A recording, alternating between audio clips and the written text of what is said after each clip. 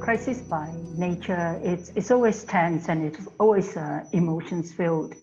And oftentimes there is the tendency of the board to just jump straight in to fix the situation.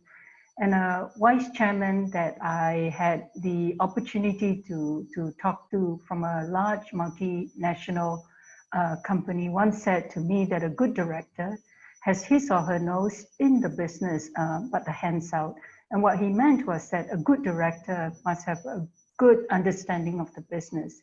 But at the same time must resist the temptation to run the business. And oftentimes, because many of us had the experiences of running businesses before, we want to jump straight in and just help run the business.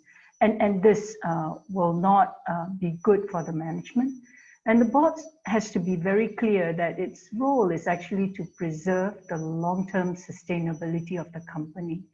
And in the extreme case, especially during a crisis such as the COVID-19 pandemic, the management must be very focused on the operations of the company. And one of the things that crisis does is it has the tendency to magnify the best and the worst of corporations and their leaders. And there are three traits that I have observed in the ones that I've been particularly impressed in. And the first of these is the corporations that are really good during this time of crisis are the ones that stay quite close to their purpose and mission. And these corporations typically have very strong ESG, environment, social governance culture, and they are very entrenched in the local community in which they operate in. And the second one is leadership dynamics. And leadership dynamics in corporations, it can either fall apart or it can strengthen. And these are inevitably being tested during a crisis. And these dynamics, it takes a long time to develop. And leaders that have invested in building trust, these are the ones that have better success in corralling the entire organization during these times of crisis. And trust is also important in the relationship between the board chair and the CEO. And at all times throughout the crisis, the chair and the CEO must be in the same proverbial bus.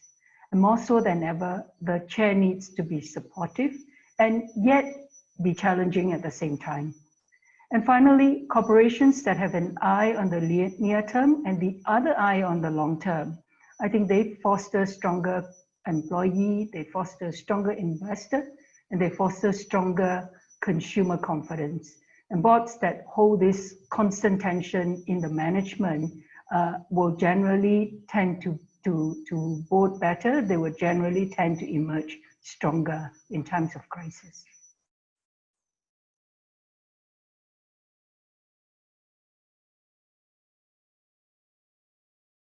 You read so many articles about what would the new norm look like. But we have to be confident in what makes us strong as well, what makes us strong as corporations. And those are the things that we have to preserve. And we also tend to forget the value of reputation. And it is the reputation of a corporation that gives it the leeway to operate, the ability to try new ideas and perhaps fail a little and to learn a lot from it.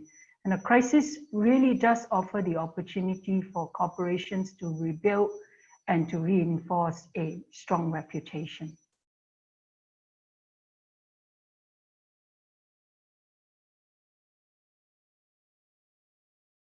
I don't think the fundamental roles of board will change. The role to monitor, the role to build long-term focus and the arsenal for long-term sustainability, I don't think those will change. But I think the emphasis would. Like, what are some of the emphasis that board needs to look out for? And I think board governance will be scrutinized now more so than ever. I truly believe in that. And some areas are involvement of boards in crisis exercise. Some boards get involved, some do not get involved. The robustness of risk reviews, do we look at black swans? For instance, what's the corporation's agility to handle extreme scenarios? Or even scenarios that we think it's very low probability. Who would have ever thought, right? Like airlines industry, that you will get to a stage where there is almost zero opportunity for revenue generation during a lockdown. So these extreme scenarios, it does require us to take a deeper look at how we view risk. And then the diversity and the strength of leadership to manage prolonged crisis, that is ever so important. So the increased role and responsibility of the board in choosing the right culture, the right leadership that will engender the right culture, all those I think will get quite enhanced. And then the durability of the corporation's purpose and its value statements, these will all get tested. And the one thing I want to look to is the Sustainable Development Goals. It frequently doesn't receive much airtime in boards. There are 17 of those, and they're quite broad, they're quite encompassing. And this is the time where boards need to assess and to evaluate where its corporations must make an impact and can make an impact.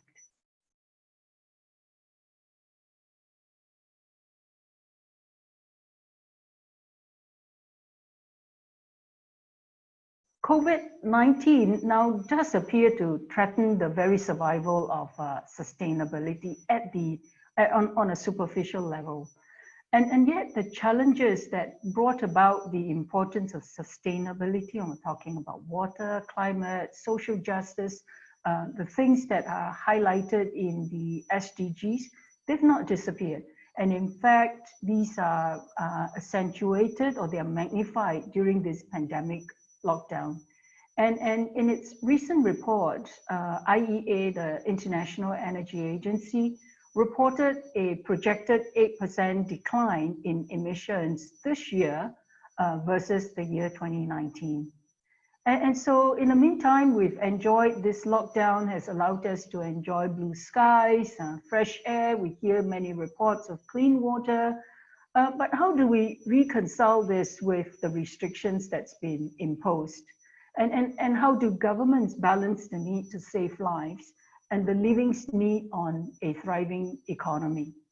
And all these are tough choices, no doubt, that boards and CEOs will all have to grapple with. And in one of the boards that I am in, and we've been working on plastic use reduction. And the use of plastics in May, the Thai Environment Institute reported a jump in plastic waste. This is from 5,500 tons per day to 6,300 tons per day. And everywhere else, the use of plastics have increased in medical equipment, in the PPEs, takeaway food packages. You hear landfills being, running out of capacity. And at the same time, customers actually want to be assured of hygiene in the products and services that they have bought. And in taking all this in consideration, the board has determined that we cannot stay complacent on the use of plastics. We must continue our effort to reduce. And we also need to step up on reviewing the types of plastic we use. And importantly, the way plastics are disposed. So I think there will be some adjustments while some more immediate urgent items take precedence. But this subject of sustainability will not go away because the challenges have not gone away.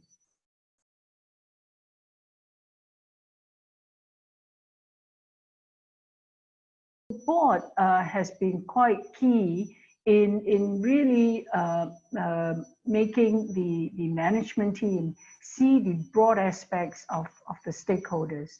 But I want to go back to a point that I made earlier, in that in many cases, be it the customer, the investor, or the employee, the board must not overtake the role of management. The management, the CEO must be in the front line And the board needs to provide the guidance, and it needs to stretch and it needs to challenge the management to ensure that it has considered the broad stakeholder group.